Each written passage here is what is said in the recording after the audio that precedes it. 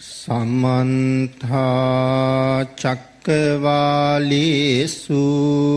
අත්‍රා ගච්ඡන්තු දේවතා සද්ධම්මං මුනි රාජ සුනන්තු සග්ග මොක්ඛදං ධම්මස්සවන කාලෝ අයං බදන්තා ධම්මස්සවන කාලෝ අයං බදන්තා ධම්මස්සවන කාලෝ අයං බදන්තා නමෝ තස්ස භගවතු අරහතු සබ්බ ධම්මේසු අප්පටිහත ඥානචාරස්ස දසබ්ජ විසරදස්ස සබ්බ සත්තුත්තමස්ස ධම්මිස්ස රස්ස ධම්ම රාජස්ස ධම්මස්සාමිස්ස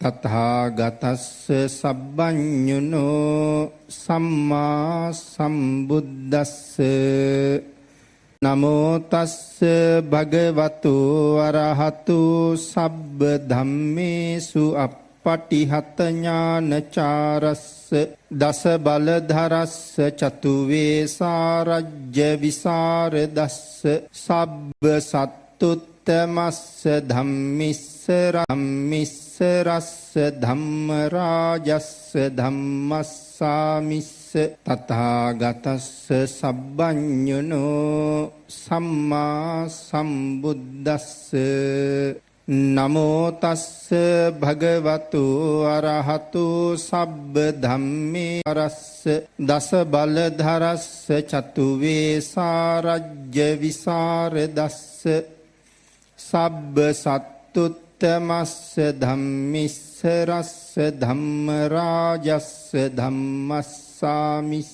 තථාගතස්ස සබ්බඤුනෝ සම්මා සම්බුද්දස්ස. පින්නතුනි, ධර්ම ශ්‍රවණය කරන්න සූදානම් වෙන ඔබට අද දේශනා කරන්න බලාපොරොත්තු වෙන්නේ අද ධර්ම දේශනාවේ දායක පින්නතුන්ගේ විශේෂ ඉල්ලීමක් ඇතුව කරන්න බලාපොරොත්තු වෙන්නේ අද ධර්ම දේශනාවේ දායක පින්නතුන්ගේ විශේෂ ඉල්ලීමක් ඇතුව ගෞතම සම්මා සම්බුද්ධ ශාසනයේ තුන්වෙනි මහා ශ්‍රාවකයන් වහන්සේ වෙන මහා කාශ්‍යප මහරහතන් වහන්සේගේ චරිතය පිළිබඳව කරුණු කීපයක්. පින්නතුනි, අපේ සම්මා සම්බුද්ධ ශාසනයේ පළවෙනි ශ්‍රාවකයන්න් බවට පත්වෙන්නේ සැරියුත් මහරහතන් වහන්සේ. සමහර වෙලාවට එහෙම දේශනා කරාම ශ්‍රාවක ඔබට හිතෙන්න පුළුවන් එතකොට අඤ්ඤා කොණ්ඩඤ්ඤ මහරහතන් කියලා 2 3 4 5 වෙන්නේ ඒ පස්වග මහණුන් වහන්සේලා නෙමෙයිද කියලා. පින්නතුනි, අපේ බුද්ධ ශාසනයේ මුලින්ම ධර්මය අවබෝධ කරගෙන ආර්ය භාවයට පත්ුනේ අඤ්ඤා කොණ්ඩඤ්ඤ මහරහතන් වහන්සේ බව අපි හැමෝම දන්න විදිහට ඒ එසේම නිවැරදි. දෙවෙනි, තුන්වෙනි, හතරවෙනි, පස්වෙනි ශ්‍රාවකයෝ බවට පත්වෙන්නේ පිළිවෙලින් පස්වග මහණුන් වහන්සේලාමයි. නමුත් සාරිපුත්තයන් වහන්සේට පළවෙනි ශ්‍රාවකයන් වහන්සේ කියලා සඳහන් කරන්නේ සම්මා සම්බුද්දස්ස කියලා සඳහන් කරන්නේ සම්මා සම්බුද්ධ ශාසනයක ප්‍රථම ශ්‍රාවකයා බවට පත්වෙන්නේ පාරමිතා පූර්ණේ කරලා තියෙන්නේ සාරිපුත්තයන් වහන්සේ. පින්නතුනි, අඤ්ඤා කොණ්ඩඤ්ඤ මහරහතන් වහන්සේ පවා සාරිපුත්තයන් වහන්සේට ඒ උතුම් තැන පැමිණියා. ආර්යයන් වහන්සේලාගේ භේදයක් නැහැ. ලෞතුරා සම්මා සම්බුදුරජාණන් වහන්සේ යම් චාරිකාවක වඩිනකොට උන්වහන්සේත් සමග වඩින භික්ෂූන් වහන්සේලා වස් අනුපිළිවෙලින් භාග්‍යතුන් වහන්සේගේ පිටිපස්සෙන් හිටගත්තත් ධර්ම දේශනා කරන කාලේ භාග්‍යතුන් වහන්සේගේ දෙපස විශේෂයෙන් වැඩ ඉන්නේ අග්‍ර ශ්‍රාවකයන් වහන්සේලා දෙනම සඳහන් කරනවා. ඊට පසුපසින් තමයි අඤ්ඤා කොණ්ඩඤ්ඤයන් වහන්සේගේ ආසනේ පැනවෙන්නේ. නමුත් සාරිපුත්ත මොග්ගල්ලාන අග්‍ර ශ්‍රාවකයන් වහන්සේලා දෙනම කොණ්ඩඤ්ඤ මහරහතන් වහන්සේ කොණ්ඩඤ්ඤ මහරහතන් වහන්සේ තමන්ගේ පිටිපස්සෙන් ඉන්නකොට ඉදිරියෙන් වාඩි වෙන්නේ බොහොම අපහසුවෙන් කියලා. හරියට සඳහන් කරනවා විසගෝර සර්පයෙක් තමන්ගේ පිටිපස්සේ ඉන්නවා කියලා දැනත් ඉදිරියේ වාඩි වෙලා ඉන්න කොහොමද? ඒ වගේම මහා ගිනි කඳක් ළඟට ලං වෙනකොට කොයිතරම් බයක් ඇති වෙනවද? කොණ්ඩඤ්ඤයන් වහන්සේ පිටිපස්සේ ඉන්න නිසා සාරිපුත්ත මොග්ගල්ලාණන් වහන්සේලා ඒ තරම් බයක් දැක්වුවා කියලා ඉදිරියෙන් ඉන්න. ඒ කියන්නේ මහරහතන් වහන්සේලාට බය උපදිනවා කියන කාරණාව නෙමෙයි. යන් වහන්සේට තියෙන විශේෂ ගරුත්වය නිසායි ඒ අකමැත්ත දක්වන්නේ. ඉතින් කොණ්ඩඤ්ඤයන් වහන්සේ දන්නවා මේ දෙපළ බොහෝම අපහසුයෙන් තමයි ඉදිරියෙන් ඉන්නේ. ඒ නිසා සුදුස්සාට සුදුසු තැන දීලා මම භාග්‍යතුන් වහන්සේ සමීපයෙන් ඉවත් විය යුතුයි. මම භාග්‍යතුන් වහන්සේ සමීපයෙන් ඉවත් විය යුතුයි කියලා කල්පනා කරලා තමයි සද්ධන්ත භවනට වැඩම කරන්නට යෙදුනේ. එනම් මහා කල්ප අසංකේයිකුත් ලක්ෂයක් ලෞතුරා බුදුරජාණන් වහන්සේ නමකගේ අග්‍ර ශ්‍රාවකයන් වහන්සේ බවට පත් වෙන්නේ. සරියුත් මහරහතන් වහන්සේත් මුගලන් මහරහතන් වහන්සේත් පාරමී සම්පූර්ණ කරලා තියෙනවා. අඤ්ඤා කොණ්ඩඤ්ඤයන් වහන්සේ චිර රාත්‍රඥ භික්ෂූන් වහන්සේලා අතරට එන්නේ මහා කල්ප ලක්ෂයක් තමයි පාරමිතා පුරලා තියෙන්නේ.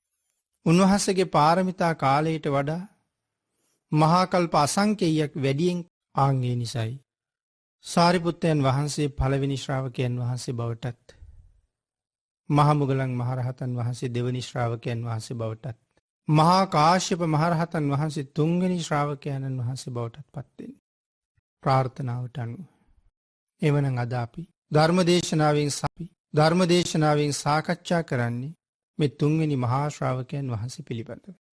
පින්නතුනි, උන්වහන්සේ පිළිබඳව සාකච්ඡා කරනවා කියන එක ඒ චරිතය ඉතා දීර්ඝ වශයෙන් විස්තර කරන්න තියෙන කාරණාවක්. ඒ චරිතේ පුරා අතීතයේ ඉඳලා අපිට තියෙන්නේ අපේ ජීවිතාවක්. ඒ චරිතේ පුරා අතීතයේ ඉඳලා අපිට තියෙන්නේ අපේ ජීවිත සකස් කරගන්න ඉතා වටිනා ආදර්ශවලින් ඒ චරිත කතාව බොහෝම පොහොසත්.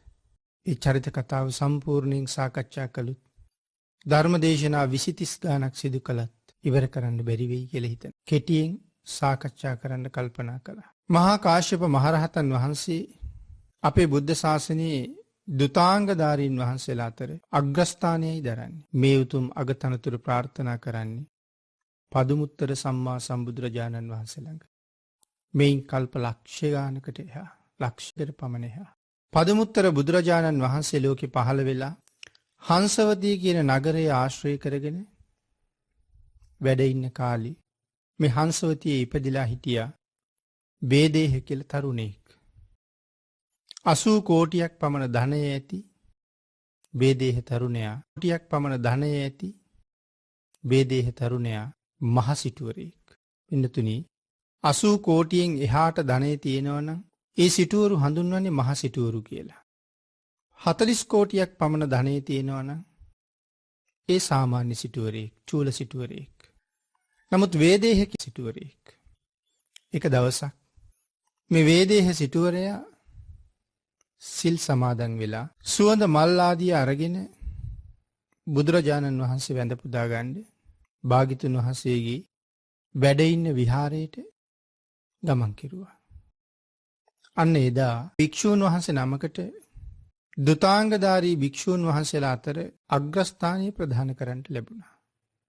ඒ පදුමුත්තර බුදුරජාණන් වහන්සේ. ඒත දග්ගං භික්කවේ මම ශාවකානං භික්ඛූනං දුතවාදානං යදිදං නිසභූ කියලා භාග්‍යතුන් වහන්සේ දේශනා කළා. අග්‍ර ශ්‍රාවකයන් වහන්සේගේ නම නැත්තම් පදුමුත්තර භාග්‍යතුන් වහන්සේගේ ශාසනයේ දුතාංගධාරී භික්ෂූන් වහන්සේලා අතර අගතනතුර ලබාපු ඒ මහරහතන් වහන්සේගේ නම තමයි නිසබ. පින්නතුනි, එදා ඒ කාරණාව දැක්කා, සතුටු වුණා. ඉබඳවත් මහත් වූ ශ්‍රද්ධාවකින් සතුටු වුණා. එදා බුදුරජාණන් වහන්සේ ළඟට ගිහිල්ලා මේ වේදේහ කියන තරුණයා බුදුරජාණන් වහන්සේට ආරාධනා කරනවා, ස්වාමීනි භාග්‍යතුන් වහන්සේ, හෙට මගේ නිවසට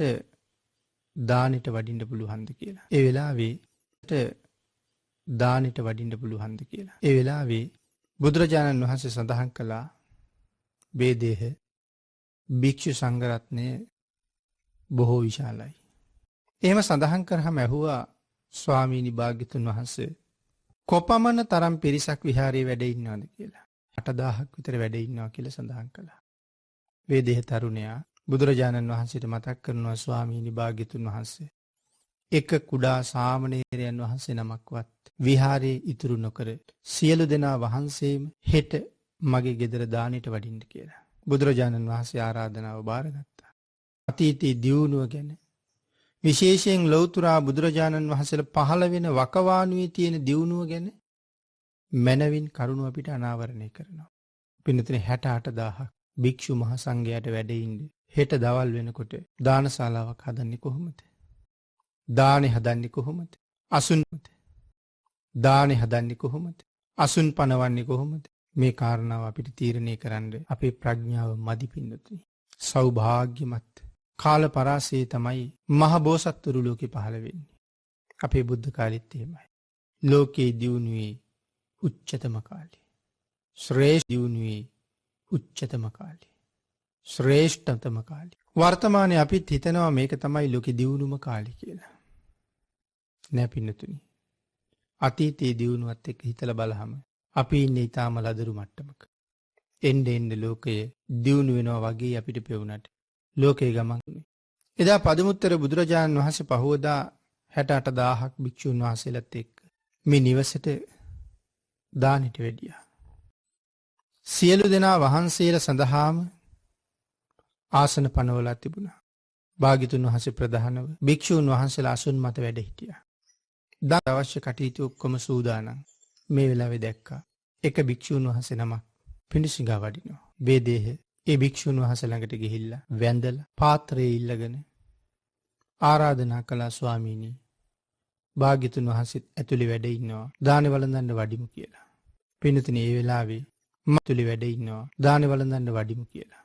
පින්නතුනි ඒ වෙලාවේ මහා නිසබයන් වහන්සේ සඳහන් කළා මම දානශාලාවට සහභාගී වෙන්න කැමති නැහැ කියලා. ඒක නුසුදුසුයි මට කියලා.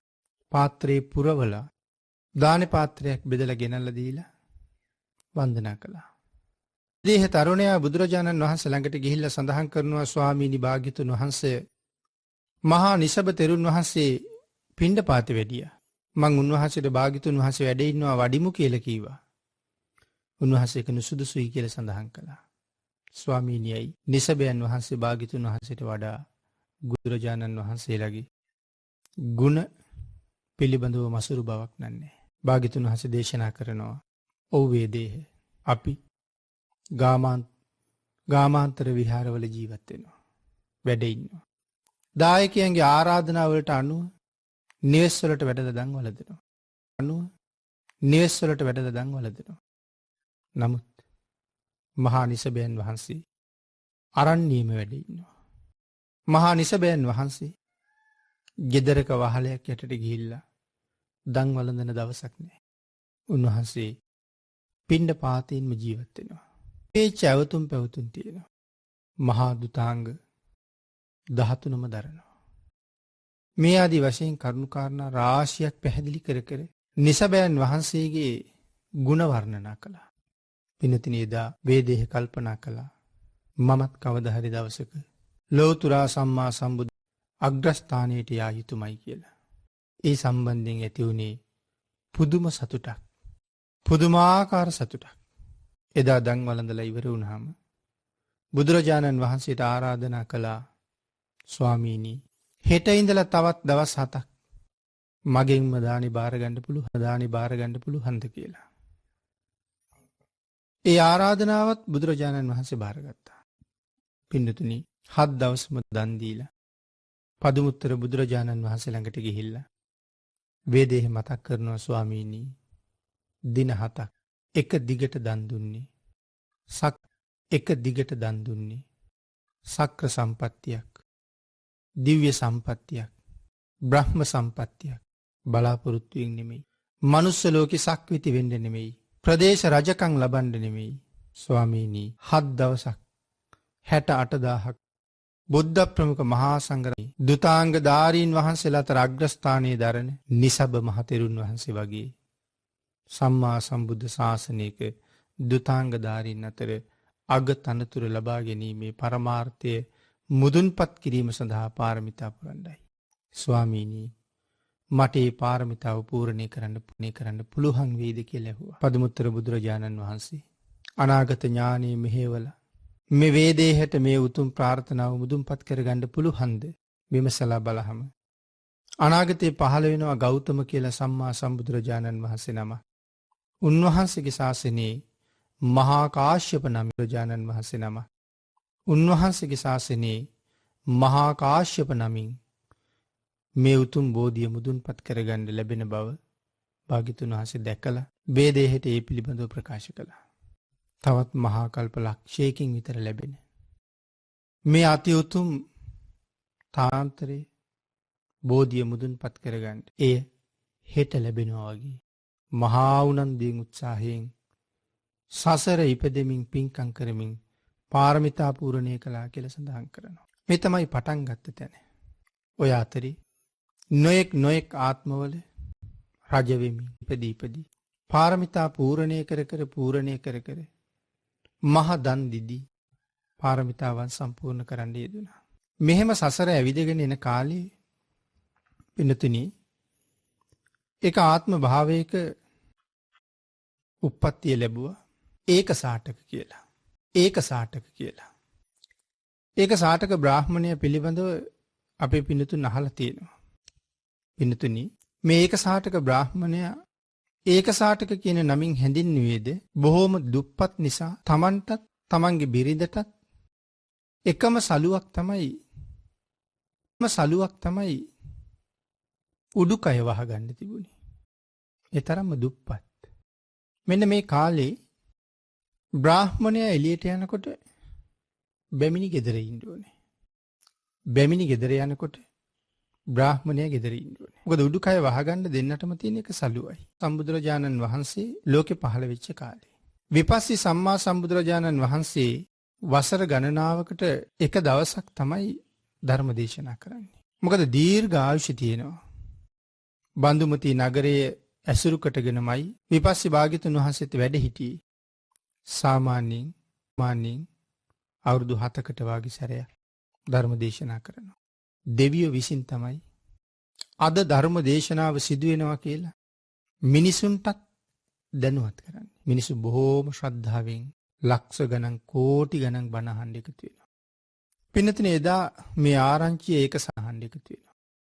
පින්නතුනේ එදා මේ ආරංචිය ඒක සාටක බමුණටත් ලැබිලා තමන්ගේ බිරිඳට කතා කරලා අහනවා, ඔබ උදේ කාලේ බණ අහන්න යනවද රාත්‍රී කාලේ බණ අහන්න යනවද කියලා. ඇය සඳහන් කළා කාන්තාව වෙච්ච අපි දවල් කාලෙන් ගියවල්ම යන්නම් කියලා. ඇය දහවල් කාලේ බණ අහන්න ගිහිල්ලා හවස් වෙනකන් බණ අහලා රැ වෙලා ගෙදර ආවා. බ්‍රාහ්මණයා ඇගෙන් උතුරු සලුව ඉල්ලගෙන ඒ උතුරු සලුව ඒකාංශ කරගෙන හවස බණ අහන්න ගියා. විපස්සී භාග්‍යතුන් වහන්සේ තුම් ධර්මයේ ඇල්ලක් ගලනවා වගේ එක දිගට දේශනා වෙනවා. රාත්‍රී ප්‍රථම යාමයේ ඉක්ම ගියා. බ්‍රාහ්මණයාගේ ගතසිත ප්‍රීතියෙන් පිනා ගිහිල්ලයි තියෙන්නේ. මෙවන් අමාදහමින් මාව සනසන මගේ භාග්‍යතුන් වහන්සේට මං කුමක් පූජා කරනවද? උපහාර පූජාව පූජා කරනවද කියලා කල්පනා කළා. පින්නතුනි මේ වෙලාවේ ලෝභසිත දහස් ගණන් හිතේ උපදිනවා. මේ සලුව පූජා කරලා කොහොමද දෙපළටම තියෙන එක සලුවයි නේද? මේ වගේ විවිධ ප්‍රශ්න නැගිලා ඒ අවස්ථාවේ පූජාමය සිත යටපත් වුණා. මධ්‍යම රාත්‍රියේ එළඹෙනකොට නැවත ගතසිත ප්‍රීතියෙන් පිනා ගියා. නමුත් ලෝභය තමන්ට පූජාවක් කරගන්න ඉඩ දුන්නේ නැහැ. තුන්වෙනි යාමයේ ඉක්ම යනකොට බ්‍රාහ්මණයට තවත් නම් යමක් පූජා නොකර ලෝභය තමන්ට පූජාවක් කරගන්න ඉඩ දුන්නේ නැහැ. තුන්වෙනි යාමයේ ඉක්ම යනකොට බ්‍රාහ්මණයට තවත් නම් යමක් පූජා නොකර නිහඬ වෙන්න බැරි තරම්.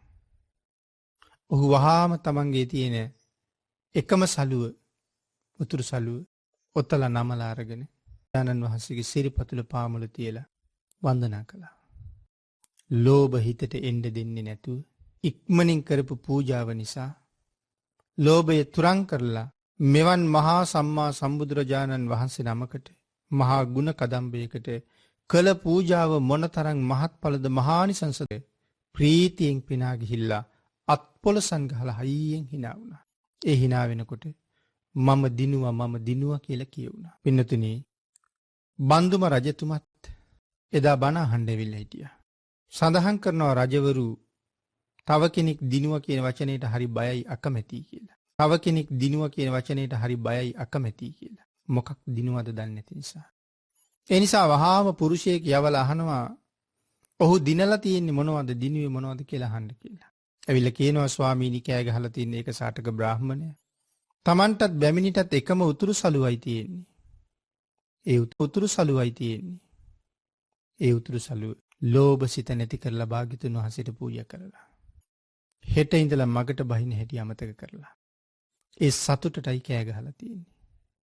එම සඳහන් කරාම බන්දුම රජුරු සඳහන් කළා භාග්‍යතුන් වහන්සේට සුදුසු මොකක්ද කියලා අපරලා.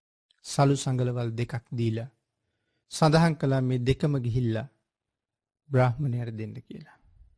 අර රාජපුරුෂයා අරගෙන ගිහිල්ලා දෙනවා බ්‍රාහ්මණතුමනි බන්දුම රජතුමා මේ සලු දෙක ඔබට දෙන්න කියලා කිව්වා.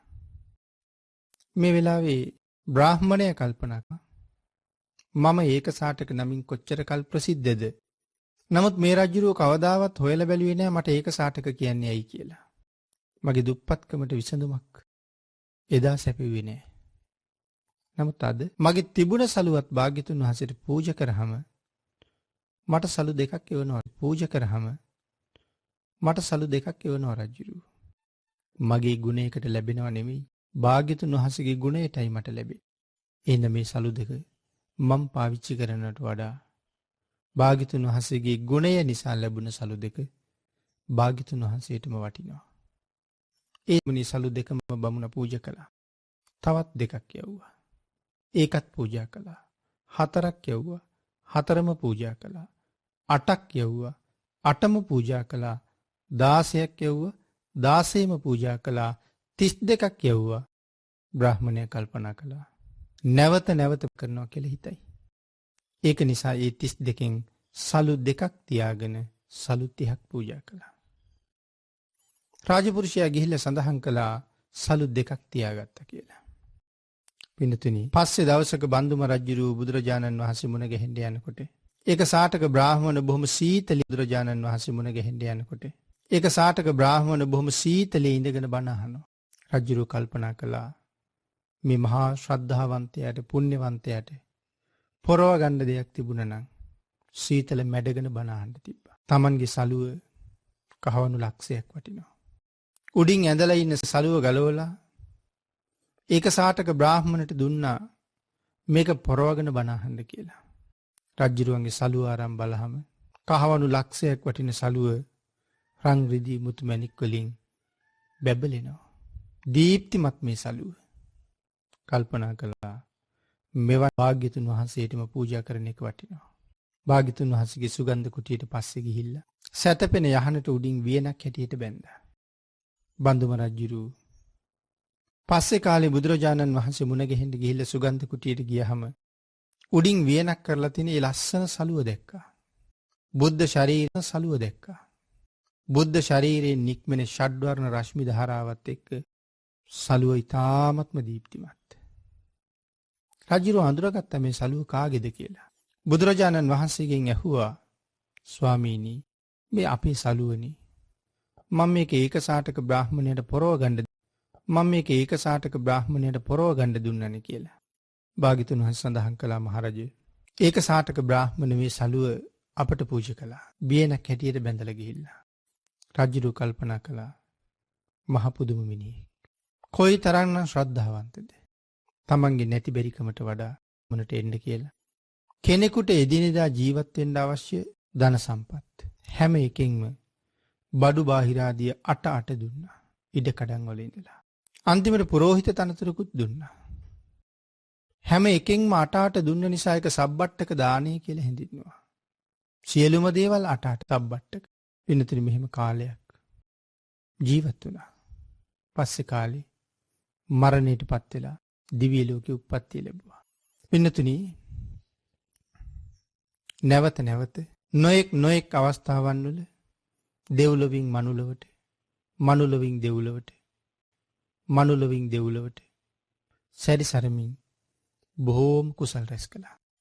අති දීර්ඝ කාලයක් සංසාරේ සැමියයි බිරිඳයි දෙන්න මනා වූ කුසල් රැස් කරගත්තා.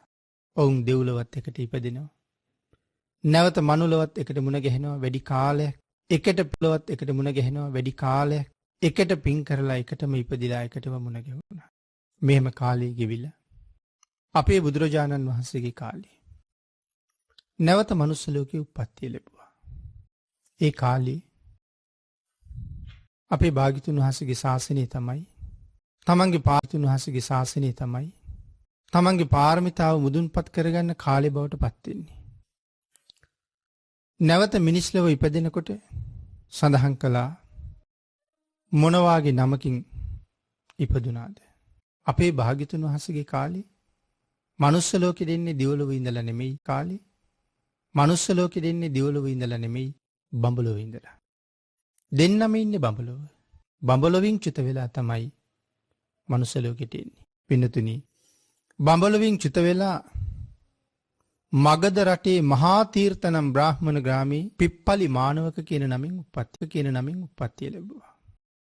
ඒ වගේම තමන් සමග එකටම සංසාරී වැඩි වාර ගාණක් පින්කම් වලට සම්බන්ධ වුණ තමන්ගේ දේවිය බඹලොවින් චුත වෙලා මදුරට සාගල නගරේ කෝසිය ගෝත්‍ර නම් බ්‍රාහ්මණයාගේ නම බද්දා කාපිලානි කියලා නම් කෙරුවා. මේ දෙන්නම හොඳට වැඩුණා. බඹලොවින් චුත වෙලා පිප්පලි මානවකතුමා ඇවිල්ලා අවුරුදු 4කට විතර පස්සේ තමයි බද්දා කාපිලානියේ මදුරට සාගල නුවර උප්පත්තිය ලැබුණා. දැන් පිප්පලි මානවක තරුණ වයසට ඇවිල්ලා අවුරුදු 20යි වයස. මේ කාලේ මව්පියෝ නිරන්තරයෙන් ඇවටිලි කළා විවාහයක් වෙන්න කියලා. පින්නතුනි පිප්පලි මානවකතුමා විවාහය කියන නමටවත් කැමති නෑ. ඒ තරම්ම කැමති විවාහයට. නොයෙක් වර මව්පියෝ ඉල්ලීම් කැමති විවාහයට. නොයෙක් වර මව්පියෝ ඉල්ලීම් කළා. හැම වරකම ප්‍රතික්ෂේප කළා. නමුත් නැවත මව්පිය ඉල්ලීම ප්‍රතික්ෂේප කරන එක මව්පියන්ගේ හිත රිදවීමක්. මව්පියන්ගේ හිත රිදවීම කුසල් රැස් වෙන්න. අන් ඒක නිසා උපායක් කල්පනා කළා. රන් කාසි දහසක් ගෙන්වගෙන ඊටාම දක්ෂ රන්කරුවෙකුට දීලා ඒ රන් කාසි උණු කරවලා ඊටාම ලස්සන කාන්තා රූපයක් හැදෙව්වා. හදවලා වස්ත්‍ර ඇන්දිව්වා. මව්පියෝ නැවත විවාහයට යෝජනා කරනකොට අර රන් රුව මව්පියන්ට පෙන්නලා කීවා මෑණියනි ඔයලා දෙනවනම් මම ඇය සමග විවාහ වෙන්නම් කියලා. එහෙම කියන්නේ විවාහයට ඇති කැමැත්ත හින්දා නෙමෙයි. මොකද මේ රත්තරන් කාසි උණු කරලා මේ රන් රුව හදලා තියෙන්නේ. ඉතින් මේ වාගේ පාට ශරීරයක් තියෙන මේ වාගේ ලස්සන මිනිස්සු නෑ. හොයාගන්න අමාරුයි. රන්වන් පාටයි නෑ. විවාහ වෙන්නෙත් නෑ කියලා කියන අරමුණ තියාගෙන තමයි මේ කියන්නේ. නමුත් අම්මා කල්පනා කළා මගේ පුතේ ඔබ හරි පින්වන්තයි. මේ සංසාරේ ඔබ තනියම පින් කෙරුවා වෙන්න බෑ. දිගින් දිගට ඔබත් එක්ක පින් කරපු තව කෙනෙක් ඉන්න ඕනේ. ඇයත් මේ ලෝකෙ මෙලහට ඉපදිලා ඇති. බමුණු 8 දෙනෙක් කැඳවලා ඒ බ්‍රාහ්මණවරුන්ට මේ රන් පිළිමෙ දීලා ඒ අයට හැම ආකාරයෙන්ම සත්කාර සංග්‍රහ කරලා සඳහන් කළා මේ රන් රුවට වඩා ලස්සන රුවක් ඇති තරුණියක් කොහෙන් හරි හොයාගෙන එන්න කියලා. කරන්න දෙයක් නැතිකමට රාජදේවියගේ ඉල්ලීමට කියලා. කරන්න දෙයක් නැතිකමට රාජදේවියගේ ඉල්ලීමට රන් රුවත් අරගෙන මගට බැස්ස මිසක් මීටත් වඩා ලස්සන රූප කොහෙන් හොයන්නද? නමුත් මගට ගිහිල්ලා වුන් කල්පනා කළා ඊතා ලස්සන සුන්දර කාන්තාවන් උපදිනවා මදුරටි. අපි ඉස්සරලාම මදුරටට යමු. සාගල නුවර මිනිස්සු නාන්න රැස් වෙන තොටුපළක් ළඟ අර රන් රුව ගෙනල්ලා තියලා මේ 8 දෙනා හැංගිලා බලාගෙන හිටියා. කවුරු හරි මේ රුවට රැවටෙයිද කියලා. ටික වෙලාවක් යනකොට කාන්තාවක් ආවා. ඒ කාන්තාව ආවෙතින්ට නාගන්න. පින්නතුනි දැන් මංකඩේ තියෙනවා අර රන්රුව. ඒට ද්වේෂයක් ඇති වුණා. අත දිගෑරලා හයියෙන් පාරක් කම්බුලට ගැහුවා. ගහනකොට අත කළු ගලකට ගැහුවා වගේ පුපුරු ගහන්න පටන් ගත්තා. ඒ දැක්ක ගමන්ම අර 8 දෙනා එළියට ආවා. ඇවිල්ලා ඇහුවා ඇයි අපි ගෙනල්ලා තියෙන රන්රුවට ඔබ පහර දුන්නේ කියලා. ඒ වෙලාවේ සඳහන් කළා රන්රුවට ඔබ පහර දුන්නේ කියලා. ඒ වෙලාවේ සඳහන් කළා සමාවෙන්න. මම මගේ ස්වාමි දුව මෙතෙන්ට ආවද කියලා බැලුවේ. මොහොතකට කලින් ඇය පැන් සනසවලා ඇගේ උඩුමහන් තලයේ කුටියේ නතර කරලා මම මේ නාගන්න ආවේ. ඇය මට කලින් මෙතෙන්ට ආවද? ඒ නිසයි බැලුවේ. ඒ වෙලාවේ ඇහුවා අපිට පුළුවන්ද? ඇය බලන්න. ඇය මේ රන්රුව වගේම ලස්සනද කියලා. බද්ද කාපිලානියගේ කිරිමව සඳහන් කරනවා මේ රූපෙ මොකද්ද? මගේ ස්වාමි දුවතර. ඇය මීට වඩා කොච්චර ලස්සනද කියලා. ඈත් සමග බද්ද කාපිලානියගේ නිවසට ගිහිල්ලා දෙමව් අපි එහෙමනම් මේ විවාහයට එන්න පොරොන්දු දීලා යන්න ගියා. මේ කාලේ බද්ද කාපිලානියගේ වයස අවුරුදු 16යි. පිප්පලි මානවකතුමාගේ වයස අවුරුදු 20යි. පිප්පලි මානවක දැනගත්තා රන්රුවට වඩා ලස්සන තරුණියක් හම්බෙලා. බද්ද කාපිලානියක් දැනගත්තා මාව විවාහ කරන්නයි යන්නේ. ඇයත් විවාහයට කොහෙත් විවාහ කරන්නයි යන්නේ. ඇයත් විවාහයට කොහෙත්ම කැමති නැති කෙනෙක්. විවාහය කියන වචනේ පවා පිළිකුල් කරන තරම්. ඒ නිසා පිප්පලි මානවකතුමා කල්පනා කළා.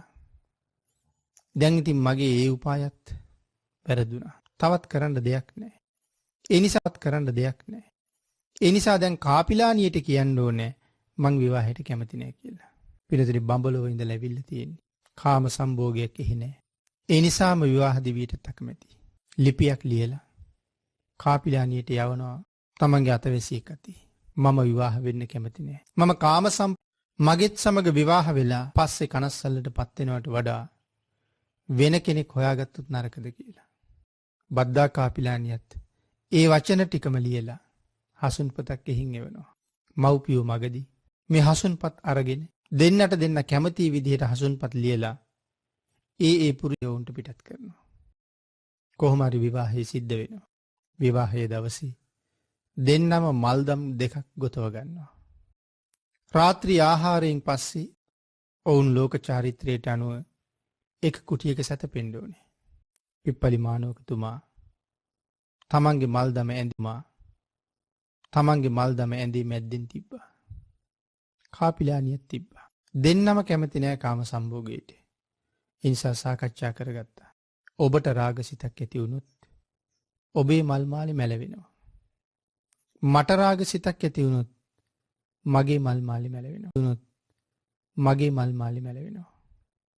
පින්නතුනි සඳහන් කරනවා බද්දා කාපිලානිය රියන් 12ක කාමරයක රාත්‍රියේ ගත කළොත් රාත්‍රියට ඒ කුටිය ආලෝකමත් කරන්න පහන් අවශ්‍ය නැහැ කියලා. ශරීරයෙන් නික්මෙන කාන්තියෙන් මුළු කුටියම එළියයි කියලා සඳහන් කරන්නේ. ඒ තරම් සංසාරි පිං වඩලා තියෙනවා, පිං කරලා තියෙනවා. ඒ වාගේ ලස්සන රූපයක් දරන 16 හැවිරිදි වයසේ තරුණියක් සමග එක කුටියක එක යහනක සැතපෙනවා මේ දෙන්නම. 20 හැවිරිදි තරුණී සඳහන් කරනවා. යහනක සැතපෙනවා මේ දෙන්නම. 20 හැවිරිදි තරුණී සඳහන් කරනවා රැය පහන් වෙනතුරු දෙන්නම නිදි නැහැ කියලා. සිහිනෙන්වත් නින්දෙන්වත් තමන්ගේ අතක් තමන්ගේ පයක් අනේකාගේ ඇඟ ගැටෙයිද කියලා බයයි. අති දීර්ඝ කාලයක් විවාහ ජීවිතේ ගෙවනවා සෑහෙන කාලයක්. නමුත් කාම සම්භෝගයක් තබා දහවල මුණ ගැහුණු මොහොතක රාගසිතින් මුහුණ දිහා බලලා වෙච්ච සිනහවක්වත් නැහැ කියලා සඳහන් කරන්නේ. පිප්පලි මානවක කියන 87 කෝටියක් ධනෙ තියෙන මහා ධනවතෙක්. අනුරාධපුරේ මහා කර්මාන්ත ශාලා මහා විශාල වැව් යටතේ පැහෙන කුඹුරු යායවල් පිප්පලි මානවකට තියෙනවා. එක දවසක් තමන්ගේ රථේ නැගලා තමන්ගේ ගොවිපළවල් දිහාට ගියා. යනකොට ගොවියෝ නැවත ආපහු කුඹුරු හානවා. හාන නගුල පිටිපස්සේ කුරුල්ලෝ කොබෙයියෝ කොක්කු මයිනු රෑන් යනවා. තමන්ගේ සේවකයන්ගෙන් ඇහුවා මොනවද අර සත්තු නගුල පස්සේ ගිහිල්ලා අහුල කන්නේ කියලා. සඳහන් කළා ස්වාමීනි නගුලෙන් උඩට මතුවෙන පණුව කියලා. පිප්පලි මානවක අහනවා ඒ පණුව ගිලිනවා කියලා කියන්නේ ප්‍රාණඝාතය. දැන් ඔය පව කාටද කියලා. පණුව ගිලිනවා කියලා කියන්නේ ප්‍රාණඝාතය. දැන් ඔය පව කාටද කියලා. අර සේවකයෝ පුදුම උත්තරයක් දෙනවා. ස්වාමීනි, මෙහි ආදායම ඔබ වහන්සේට. එහෙනම් ඉතින් පවුත් ඔබ වහන්සේම බාර ගන්න කියලා. එදා ආපහු හැරිලා කල්පනා කළා මෙහෙම ගියොත් සසර කවද ගෙවන්නද? ගිහි ගෙදර පව් ආකරයක්මයි. මම සියලු සම්පත් අත්හරින්න හිතුවා. බද්ද කාපියානියත් එදා ගබඩාවලට ගිහිල්ලා ධාන්‍ය ඇදලා බලලා ඒ වගේ ගුල්ලෝ හැදිලා නිසා ධාන්‍ය මලු අවුවට දම්මනවා. වෙනත් කටයුත්තක යෙදිලා ඉඳලා පස්සේ මාලිගාවෙන් එළියට බැස්සම දැක්කා කුරුල්ලෝ පිරිලා ධාන්‍ය පැදුරු වල. සේවිකාවන්ගෙන් ඇහුවා මොනවද අර පැදුරු වල අර සත්තු කන්නේ? ධාන්‍ය වල හිටපු ගුල්ලෝ ආදී සත්තු. බද්ද කාපිලානිය අහනවා යෙහෙලිවරුනි, දැන් කුරුල්ලෝ ගුල්ලෝ කාවහම කාටද පව් සිද්ධ වෙන්නේ? සඳහන් කළා දේවිය මේ ධාන්‍ය අවුවේ දාන්න කිව්වේ ඔබනේ. එහෙමනම් දැන් කුරුල්ලෝ කන සත්තුන්ගේ දාන්න කිව්වේ ඔබනේ. එහෙමනම් දැන් කුරුල්ලෝ කන සත්තුන්ගේ පවත් ඔබ බාර ගන්න ඕනේ කියලා. ප්‍රාණඝාතය මේ ගිහි ගෙදර සතර අපායට දොර අරින තැනක්. තවත් මෙතන නවතිනවා කියලා කියන්නේ නිරේටම පාර හැදෙනවා කියන එකයි. අද ස්වාමියා ගෙදර ආපු ගමන් පැවිදි වෙන්න යයිතුයි. ඉක්මිය යුතුයි. පිප්පලි කුමාරයා ගෙදර ඇවිල්ලා බද්දා කාපිලානියට කියනවා බද්දා මං ගිහිගෙන් යන්න තීරණය කළා. මා සතු ධනෙ 87 කෝටියක් තියෙනවා. 12 යොදුනක පැතුරන කර්මාන්ත ශාලා තියෙනවා. විශාල වැව් යටතේ පැහෙන මහා කුඹුරු යායවල් තියෙනවා. නිරන්තරයෙන් ලක්ෂ ගණන් ආදායම් එනවා. ඒ සියල්ලත් මේ 87 කෝටියක් ධනස්කන්ධයත් අරගෙන ඔබ රෙජිනක් වගේ සුවසේ ජීවත් වෙන්න. ඔබත් මගෙත් සමග විවාහ වෙලා එන දවසේ කොයිතරම් දායාද ගෙනාවද කියලා ඇහුවා. එදා තමයි අහන දවස. ස්වාමීනි අහන දවස. ස්වාමීනි කරත්ත 55000ක පටවලා රත්තරන් අරගෙන ආවා. නමුත් තව ප්‍රයෝජනෙට ගත්තේ නැහැ කිව්වා. ඒ සියල්ලත් ගන්න. සැපසේ ජීවත් වෙන්න මං යනවා මහාන වෙන්න. භද්‍ර කියනවා ස්වාමීනි මොනවා කියනවද? මමත් හිටියේ ඔබ වහන්සේ එනකන්. මටත් බෑ මේ ගිහි ගෙදර ඉන්න. මේක පව් ආකරයක්. වහාම යා යුතුයි. මාත් එනවා මහාන වෙන්න. කාසාය වස්ත්‍ර ගෙන්න ගත්තා. දෙදෙනාම හිස මුඩු කරගත්තා. පින්නතුනි කාසාය වස්ත්‍ර දරාගත්තා. කරේ දාගෙන මාලිගාවේ පින්නතුනි සකස් කරවගත්ත මැටි පාත්‍ර ටික තවි කියලා බෙල්ලේ එල්ලගෙන කරේ එල්ලගෙන දෙන්නම මාලිගාවෙන් එළියට බැස්සා. කවුරුවත්ම අඳුරගත්තේ නැහැ. මොකද කිසි කෙනෙක් මාලිගාවේ සම්පත් ගැන වෙන කිසි දෙයක් ගැන හෙව්වේ නැහැ. මේවා සම්පත් නෙමෙයි. මේ තියෙන දුක් කඳු. අන් ඒ නිසා නමුත් බොහෝ දුර ගමන් කරලා දාස ගම් පහු කරලා යනකොට දාසියෝ අඳුරගත්තා මේ කවුද කියලා. දුවගෙන ඇවිල්ලා දෙපා මුල වැටි අපිට කාගේ සරණද මින් පස්සේ කියලා. පින්නතුනි ඔවුන් අස්වසල තියලා ඒගොල්ලෝ තමන්ගේ බලාපොරොත්තුව හොයාගෙන යන. එදා කිස් බාලා කාසාය වස්ත්‍රය දරාගත්තී මේ ලෝකේ යම් කිසි රාතන් වහන්සේ නමක් වැඩ ඉන්නවනම් ආර්යයන් වහන්සේ නමක් වැඩ ඉන්නවනම් අපේ පැවිද්ද උන්වහන්සේ උදේ වැඩ ඉන්නවනම් අපේ පැවිද්ද උන්වහන්සේ උදෙසායි කියලා. මෙහෙම සෑහෙන දුරක් යනකොට පිප්පලි මානවකතුමා බද්රට කතා කළා. දේවීනි අපි දෙන්නම පැවිදි වෙලා. ඔබ වාගේ ලස්සන තරුණියක් මගේ පිටිපස්සෙන් එනකොට මේ මිනිස්සු කියයි මහාන වෙලාවත් ඒ අයට වෙන් වෙන්න බැරි වෙලා කියලා. බද්රා කාපිලානිය කියනවා එහෙමයි ස්වාමීනි. ඒසෙමයි. ඉදිරියෙන් තියෙනවා ස්වාමීනි දෙමන් හන්දියක්. අපි දෙන්න ඒ දෙමන් හන්දිය ළඟදී දෙපැත්තට වෙමීනි මට ඔබ වහන්සේට වන්දනා කරන්න ඕනේ. බද්ද කාපිලානිය 3 රවුමක් පිප්පලි මානවක ප්‍රදක්ෂිනා කරනකොට 12 වතාවක් වඳිනවා. එක රවුමක් ප්‍රදක්ෂිනා කරනකොට 4 පාරක් වඳිනවා. ඉදිරියෙන් වම් පසින් දකුණු පසින් පසුපසින් 4 පාරක් වඳිනවා. 3 වතාවක් ප්‍රදක්ෂිනා කරන 12 වතාවක් වඳිනවා. බද්ද කාපිලානිය කියනවා ස්වාමීනි පිරිමි කෙනාට කොහොමත් දකුණු පැත්තමයි තියෙන්නේ. ඔබ වහන්සේ දකුණු පැත්තට පාරේ යන්න. මං වම් පැත්තට යන්නම් කියලා. දෙදෙනාම දෙපැත්ත කාපිලානිය කියනවා ස්වාමීනි. පිරිමි කෙනාට කොහොමත් දකුණු පැත්තමයිති. ඔබ වහන්සේ දකුණු පැත්තට පාරේ යන්න.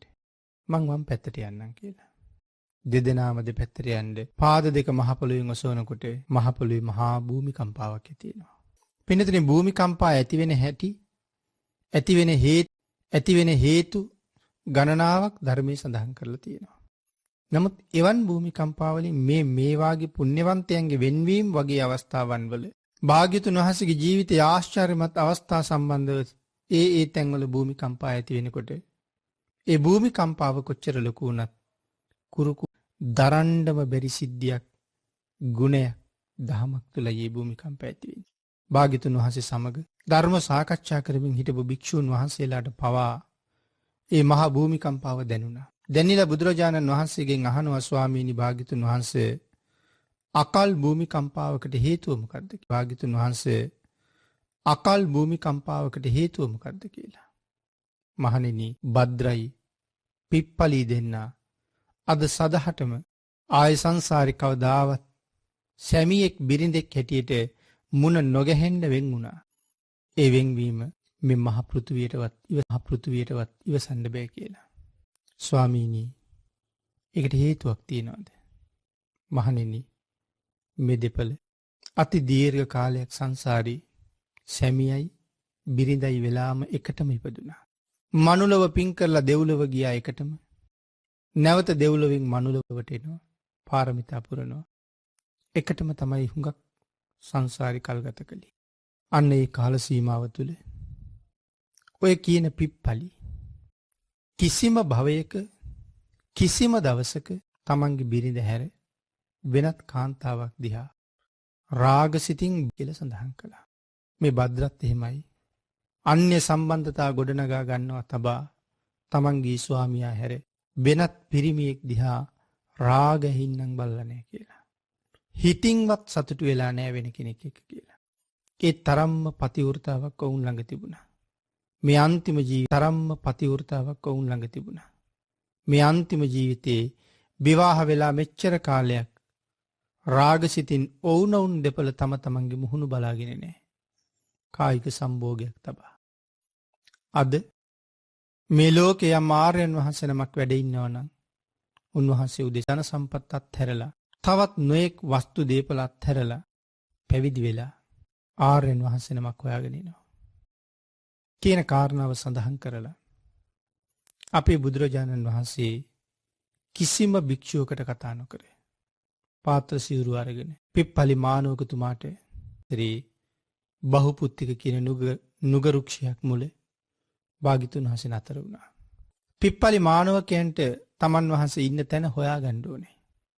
තමන්ගේ ශාස්ත්‍රෝරය හොයා ගන්න ඕනේ. ඒ නිසා පින්නතුනි අපේ බුදුරජාණන් වහන්සේ දා ෂඩ්වර්ණ බුද්ධ රශ්මිය විහිදවන්න පටන් ගත්තා. බහුපුත්තික නුගරුක මුල ඉඳලා සඳහන් කරනවා එදා භාග්‍යතුන් වහන්සේ විහිදෙවි බුද්ධ රශ්මිය රැස් විදිහට නෙමෙයි රශ්මි පුඤ්ජයන් හැටියට විහිදෙව්වා කියලා. රශ්මි පුඤ්ජයන් කියලා කියන්නේ ෂඩ්වර්ණ රශ්මිය කැට විහිදිලා යනවා. විශාල කැට රත වගේ රත රෝද වගේ කුටි වගේ මහ බුද්ධ රශ්මි කැට. ඉහළට විහිදිලා ගිහිල්ලා වනාන්තරයේ ගස්වල අතුවල කොළවල වැදිලා මල් වෙඩි ඉහිරෙනවා වගේ ඉහිරෙනවා. ඒ රශ්මි කදම්බෙන් ගැටි ඉහිරෙනවා. මල් වැහි වගේ. මුළු වනාන්තරය මේ කලෝකයි. ජීවිතේ කවදාවත්ම දැකලා නැති මේ අපූරු ආශ්චර්ය මොකක්ද? පිප්පලි මානවක බලනවා. කොහෙන්ද මේ ආශ්චර්ය විහිදෙන්නේ? කොතනින්ද මේ ආශ්චර්ය මතුවෙන්නේ? වනාන්තරයට එබිකම් කරලා බලහම නුග ගහක් මුලින් මුළු නුග ගහම ගිනි කඳක් වගේ රත්තරන් පාටයි. ඒ භාග්‍යවතුන් වහන්සේගේ ශරීරාලෝකය වැදිලා. වෙනතුනි සඳහන් කරනවානේ භාග්‍යවතුන් වහන්සේ පැම් පහසු වෙන්න පොකුණට බැස්සහම පොකුණේ ඉන්න මත්ස්‍යෝ කැස්බෑ වූ සියලු දෙනා පවා රන්වන් පාට වෙනවා කියලා. බුද්ධ ශරීරයෙන් නික්මෙන කිරණ නිසා. ගිනි අඟුරක් දිලිසෙනවා වාගේ. මේ නුග ගහ මුල තිලෝගුරු සම්මා සම්බුදුරජාණන් වහන්සේ වැඩ ඉන්නවා. මහා කාශ්‍යපයන් වහන්සේ කල්පනා කරනවා ඒකාන්තයෙන්ම මේ වැඩ ඉන්න වෙන කවුරුවත් නෙමේ මගේ ශන්දලා නැමි ඇවිල්ලා බුදුරජාණන් වහන්සේගේ සිරිපාද පද්මේ පාමුල වැඳ වැටිලා ස්වාමීනි භාග්‍යතුන් වහන්සේ ඔබයි මගේ ශාස්ත්‍රූ ඔබයි මගේ ශාස්ත්‍රූ ස්වාමීනි ඔබයි මගේ ශාස්ත්‍රූ කියලා කියනවා තුන් පාරක්. අපේ බුදුරජාණන් වහන්සේ ඔව් කාශ්‍යප මම තමයි ඔබේ ශාස්ත්‍රූ කියලා සඳහන් කළා. භාග්‍යතුන් වහන්සේ සඳහන් කරනවා කාශ්‍යපේ ඔබ වගේ ශ්‍රද්ධාවන්තයෙක් ළඟ ඔබ වගේ පුණ්‍යවන්තයෙක් ළඟ වෙනත් කෙනෙක් මමයි ඔබේ ශාස්ත්‍රූ කියලා නොදැන කිව්වොත් ඒකේ චතුරාර්ය සත්‍ය නොදැන පටිච්ච සමුප්පාදය නොදැන ආර්ය අෂ්ටාංගික චතුරාර්ය සත්‍ය නොදැන පටිච්ච සමුප්පාදය නොදැන ආර්ය අෂ්ටාංගික මාර්ගය නොදැන පිප්පලි මානවකතුමාගේ ගුණ කදම්බේ නොදැන ඔව් මමයි ඔබේ ශාස්ත්‍රූ කියලා කීව හැමනම් ඒ පුජ්‍යලයාගේ හිස තල් ගහකින් ගෙඩියක් ගැලවුණා වගේ එවලෙම බොටුවෙන් බිඳිලා පිප්පලි මානවක ගාවට රෝ ඒ තරම් මහා ගුණ කදම්බයක්. මහණෙනි නැත්නම් කාශ්‍යපේ නිගණ්ඨ නාතපුත්ත ළඟට ඔබ ගිහිල්ලා සඳහන් කළා නම් නාතපුත්තේනි ඔබයි මගේ ශාස්ත්‍රූ කියලා නිගණ්ඨ නාතපුත්ත ඒක ඔව් කියලා අනුමත කළා නම් ඔහුගේ හිසත් බොටුවෙන් ගිලිහෙනවා ඒ මොහොතේම කියලා. භාග්‍යතුන් වහන්සේ සාගරේ දිහා බලලා මහා සාගරයට කීවනම් මහා සාගරයේ ඔබයි මගේ ශාස්ත්‍රූ කියලා අනුමත කළොත් එක මොහොතක් යනකොට අබ පියල්ලකට ගණ්ඩ තරංවත් ඔය මහා සාගරයේ ජලයේ බිඳුවක් ඉතුරු වෙන්නේ නැහැ කියලා දේශනා කළා. කාශ්‍යපේ මහා මේරු පර්වතය ඉතුරු වෙන්නේ නැහැ කියලා දේශනා කළා. කාශ්‍යපේ මහා මේරු පර්වතය ළඟට ගිහිල්ලා ඔබ මහා මෙරට කිව්වොත් මහා මෙරේ ඔබ මගේ ශාස්ත්‍රූ කියලා. කාශ්‍යපේ 10 මිටක් මිටමලවා ගත්ත පුද්ගලයෙක් ඒ මිට යම් මොහොතක අත්හරින්නේ නේද? මිටට මෙලවුන දයා නැවත ඉහිරෙනවා වගේ යොදුන් 84000ක් උස ඒ මහා මේරු පර්වත රාජයා ඉහිරෙන්න පටන් ගන්නවා කියලා සඳහන් කළා. කාශ්‍යපේ මේ මහ පෘථුවියට අත තියලා මහ පෘථුවිය ඔබයි මගේ ශාස්ත්‍රූ කියලා සඳහන් කළොත් මේ මහ පොළොව කැළඹෙනවා කියලා දේශනා කළා. ඔකගේ ගුණය ඒ තරම් තාම රහත් වෙලත් නැතුව සසර මොන තරම් පිං පුරලා තිබුණද? නමුත් ඊළඟට භාග්‍යතුන් වහන්සේ සඳහන් කරනවා පිප්පලි මානවකතුමාගේ ශාස්ත්‍රුන් වහන්සේ ගැන. කාශ්‍යපේ ඔබ කොයිතරම් ගුණවත්ද? ඔබේ ගුණය මහ පෘථුවියට දරන්න බෑ, මහ මේරුවට දරන්න බෑ, මහ සාගරයට දරන්න බෑ, වෙන ශාස්ත්‍රවරයෙකුට දරන්න බෑ. නමුත් කාශ්‍යපේ ඔබ වාගේ ගුණවත් අය 100ක් 1000ක් ලක්ෂයක් කෝටියක් ඇවිල්ලා ඔබ වගේම ගුණවතුන් මාව වට කරගෙන මට කීවොත් ඔබ වගේම ගුණවතුන් මාව වට කරගෙන මට කීවොත් ස්වාමීනි ඔබ අපේ ශාස්ත්‍රූ කියලා. තනි ඔබේ ගුණේ ඒ තරන්නම් කෝටි ගාණක් ඔබලාගේ ගුණය කොහොම වෙයිද? නමුත් කාශ්‍යපේ මම එදාටත් නිර්භයව කියන ඔව් මම තමයි නිර්භයව කියන ඔව් මම තමයි ඔබලාගේ ශාස්ත්‍රූ කියලා. ඔබලාගේ ගුණයට මේ සම්මා සම්බුද්ධ ශරීරයේ එක රෝම කූපයක් හොලවන්න බෑ කියලා සඳහන් කරනවා. භාග්‍යතුන් වහන්සේගේ පාංශු කුල චීවරයේ අල්ලලා පෙන්නලා භාග්‍යතුන් වහන්සේ සඳහන් කරනවා කාශ්‍යපේ කෝටි ගාණක් ඔබලාගේ ගුණශ්‍යපේ කෝටි ගාණක් ඔබලාගේ ගුණයට මේ පාංශු කුල චීවරයේ කොනවත් හොලවන්න බෑ කියලා. සම්මා සම්බුදුරජාණන් වහන්සේගේ අනන්ත සීමාන්තික ගුණය කවද කවුරුනම් ප්‍රමාණවත් කරන්නද? බ්‍රහ්ම භූතං අතිතුලං මාරසේන පමද්දනං පින්නතුනි තුලනය කරන්න බෑ බුදුරජාණන් වහන්සේගේ කිසිම ගුණයක්. පහත් ජාතීන් වෙලා ඉපදිච්ච අපි මේ මහා පුරුෂ ශ්‍රේෂ්ඨයන් වහන්සේගේ ගුණය කොහෙන් සීමා කරන්නද? ගුණය ගැන කවද කතා කරන්නද? අපි කන්හාබි ජාතිකෝ කියලා කිව්වේ පහත් කුලයක ඉපදිච්ච අපි කවදා ඒ ගුණය ප්‍රමාණවත් කරයිද? ලෞතුරා බුදු කෙනෙකුටවත් දේශනා කරලා ඉවර කරන්න බැරි මහ ගුණයක් මහ කල්පයක් දේශනා කළත් කල්පේ නිමා වෙනවා බුදු ගුණය ඉතුරු වෙනවා. බුදුවරුන්ගේ ගුණය එහෙමයි. අපේ භාග්‍යතුන් වහන්සේ මේ කරුණ සඳහන් කරලා එහෙමයි. අපේ භාග්‍යතුන් වහන්සේ මේ කරුණ සඳහන් කරලා පිප්පලි මානවකතුමා පැවිදි කළා. භාග්‍යතුන් වහන්සේ ළඟ ත්‍රිසරණ සහිතව සිල් සමාදන් වෙලා තමන්ගේ පාරමිතාව මුදුන්පත් වෙන මේ අන්තිමාත්ම භාවයේ ඒ ප්‍රවෘජාව ලබාගෙන භාග්‍යතුන් වහන්සේගෙන් ධර්ම ශ්‍රවණය කරලා ඊට පස්සේ අවවාද 3ක් භාග්‍යතුන් වහන්සේ කරන්ට යෙදුණා. කාශ්‍යපයන් වහන්සේ ඒ අවවාදත්‍රය අත්‍යාදර ගෞරවයෙන් පිළිගත්තා. ඒ අවවාද පිළිගැනීමම උන්වහන්සේගේ උපකාර උපසම්පදාවෙන් එවන් උපසම්පදාවන් අතරින් ඕවාද පටිග්ගහන උපසම්පදාව. තස්මාතිහ තේ කස්සප ඒවං සික්ඛිතබ්බං. මේ කරුණු 3 තුල ශික්ෂණයට පත්වෙන්න. මෙන්න මේ ඕවාද පටිග්ගහන උපසම්පදාව. මෙන්න මේ ඕවාද පටිග්ගහන උපසම්පදාව. ඒ උපසම්පදාව මහා කාශ්‍යපයන් වහන්සේට ලැබුණා. කාශ්‍යපයන් වහන්සේ ගෞතම සම්මා සම්බුද්ධ ශාසනයේ ශ්‍රාවකයෙක් වුණා. අපේ බුදුරජාණන් වහන්සේත් එක්ක දැන් වැඩම කරනවා. වෙනතුනි භාග්‍යතුන් බහුපුත්තික නුගරුක මුලින් නැගිටලා කාශ්‍යපයන් වහන්සේත් එක්ක වැඩම කරනවා. පැවිද්දෙන් පස්සේ පිප්පලි මානවකගේ නම කාශ්‍යප. පින්නතුනි වැඩම කරනකොට නැවත මගදී භාග්‍යතුන් වහන්සේ මදක් විවේක ගන්න අවශ්‍යයි කියන කාරණාව හඟවනවා වගේ තමන්ගේ සංගල සිවුර ගහක් ළඟ අසුනක් කැටියට පනවනවා. ඒ සංගල සිවුර මත වැඩ ඉඳලා ශ්‍රී හස්ත ධාතුවෙන් ඒ සංගල සිවුර අතගාලා කාශ්‍යපයේ පටපිලියෙන් කළ ඔබේ දෙපට සිවුර හරි සැහැල්ලුයි කියලා සඳහන් කළා. ස්වාමීනි භාග්‍යතුන් වහන්සේ මට අනුකම්පා කරනසේක්වා. අදින් පස්සේ භාග්‍යතුන් වහන්සේ මේ පටපිලියෙන් කළ සංගල සිවුර දරණසේක්වා. භාග්‍යතුන් වහන්සේ සඳහන් කළා කාශ්‍යපේ මා පෙරවීමෙන් පරණ වූ දිරාගිය මේ පාංශුකුල චීවරය මේක බරයි, මේක රළුයි, ඔබ කැමතිද මේක දරන්න කියලා. එහෙමයි ස්වාමීනි, අවසර දෙනවනම් මම මේ සිවුර දරන්නම් කියලා කිව්වා. භාග්‍යතුන් වහන්සේගේ මහා පාංශුකුලේ කාශ්‍යපයන් වහන්සේට ප්‍රධාන වහන්සේගේ චීවර ධාතුව දරපු ගෞතම සම්මා සම්බුද්ධ ශාසනයේ 3 වෙනි මහා ශ්‍රාවකයන් වහන්සේ බවට පත් වුණා.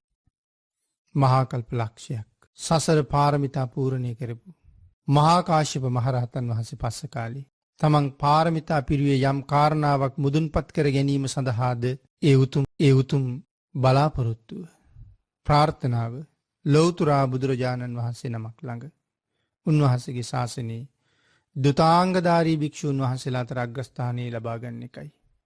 පෙව්මතුරා බුදුරජාණන් වහන්සේ ළඟ කළ ප්‍රාර්ථනාව ගෞතම සම්මා සම්බුද්ධ ශාසනය මුදුන්පත් කළ ප්‍රාර්ථනාව ගෞතම සම්මා සම්බුද්ධ ශාසනය මුදුන්පත් කරගත්තා. අපේ භාග්‍යතුන් වහන්සේගෙන් ඒ උතුම් තනතුර ලබාගෙන අති දීර්ඝ කාලයක් අප්‍රමාණ ශ්‍රද්ධාවෙන් යුක්තව සම්මා සම්බුද්ධ ශාසනය තුළ කටයුතු කළා. ශාසනයගේ දියුණුව උදෙසා උත්සාහ කළා.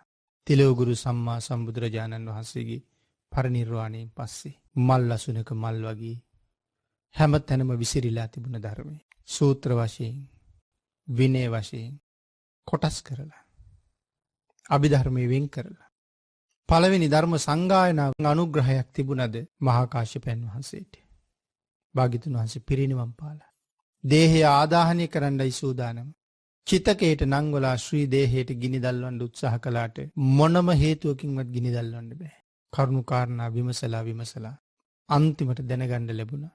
මහා කාශ්‍යපයන් වහන්සේ විමසලා අන්තිමට දැනගන්න ලැබුණා.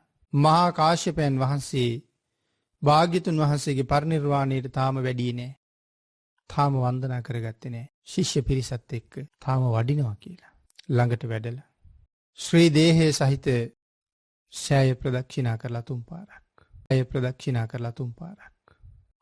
අදිෂ්ඨාන කරාම භාග්‍යතුන් වහන්සේගේ සිරිපතුල ශ්‍රී දේහයෙන් එළියට ආවා. නලල මත තියලා වන්දනාමාන කරලා නැගිටිනකොට දෙවියන් විසින් ඉබේම මේ සෑය ගිනිබත් කළා. ඉබේම ගිනි දැල්ුණා. කාටවත් ගිනි දැල්වන්න බැරි වුණා. පින්වතුන් වහන්සේ සෑහෙන කාලයක් භාග්‍යතුන් වහන්සේ නැති ශාසනයේ භාරධාරියා වෙලා කටයුතු කළා. 3 වෙනි ධර්ම සංගායනාවත් කරලා සම්බුද්ධ ශාසනයේ චිර පැවැත්ම තහවුරු කරලා ස්වභාව ධර්මයට අනුව මහා කාශ්‍යප මහරහතන් වහන්සේත් තමන් වහන්සේගේ මහා කල්ප ලක්ෂයක ප්‍රාර්ථනාව මුදුන්පත්වීම පාරමිතාවේ මස්තක ප්‍රාප්තියට ගමන් කිරීම තමන් වහන්සේගේ මංගල්‍යයට සමවැදිලා සදහටම මේ සංසාරයෙන් සමුගන්නේ තුන මහා කාශ්‍යප මහරහතන් වහන්සේ පිළිබඳව චරිත කතාව ඉතාමත්ම කෙටියේ බඳව චරිත කතාව ඉතාමත්ම කෙටියේ මේ දේශනා කරන්නට යෙදුනේ. පින්නතුනේ උතුම් චරිත කතාව තුළ අපි ජීවිතවලට අරගත යුතු අවවාද අනුශාසනා නිමක් නෑ. නැවත නැවත දේශනා ශ්‍රවණය කරලා ඒ උතුම් අවවාද ජීවිතය හැරියද කොයි වාගේ පින් කළාද මේ කරුණු අපේ ජීවිතයට අරගෙන සංසන්දනය කරලා එවන් උත්තමයන් වහන්සේලා අතර අපි තාම කොච්චර දුප්පත්ද. අපි සසරින් මිදෙන්නේ නැත්තේ ඇයි මොන හේතුව හින්දාද කියන කරුණු තීරණය කරගෙන සම්බුද්ධ ශාසනය තාමත් බැබලෙන කාලේ ඒ සඳහා ඔබට ශක්තිය ධෛර්යය භාග්‍ය වාසනාව උදා වේවා කියලා ආශිර්වාද කරනවා. ආකාසට්ඨා ච බුම්මට්ඨා දේවා නාග මහිද්దికා පුඤ්ඤන්තං අනුමෝදිත්වා චිරං රක්ඛන්තු ලෝක සාසනං දේවෝ වස්සතු කාලේන සස්ය සම්පatti හෝතු ච පීතෝ භවතු ලෝකෝ ච රාජා භවතු ධම්මිකෝ